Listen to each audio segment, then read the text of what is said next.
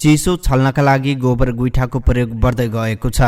दिनानुदिन बढ्दै गएको चिसोबाट बच्न तथा आगो ताप्न दाउरा तथा गोबर गुइठाको प्रयोग बढ्दै गएको हो। ग्रामीण भेगका गरिब तथा न्यून आय वर्गले खाना पकाउनको लागि चुलो बाल्न वैकल्पिक ऊर्जाका रूपमा गोबर गुइठाको प्रयोग गर्दै आइरहेकोमा अहिले आगो ताप्न माग बढ्दै गएको बाँकेको डुडुवा 1 का राम अहिरले बताए। ग्यासमा खाना पकाउँदै आइरहेका कतिपय महिलाले पनि अहिले दाउरा तथा गोबर गुइठाको प्रयोग गर्नु परेको डुडुवा 6 की लक्ष्मी कुर्मीले बताइन्। उनले सहज रूपमा दाउरा पनि नपाउने गरेको र दाउरा पाए पनि चरको मूल्य तिरेर खरिद गर्ने समस्या हुने भएकाले गुइठाप्रति आकर्षण बढ्दै गएको बताइन्। गोबर गुइठाले खाना पकाउने तथा आगो पनि ताप्ने उद्देश्यले गाउँघरका महिला गुइठा बनाउनुमा व्यस्त रहने गरेका छन्। ग्यासमा खाना पकाउँदै आएका महिला अहिले जाडो छल्न गुइठाले चुलो बाल्न बाध्य भएको स्थानीय सावित्रा बर्माले बताइन्।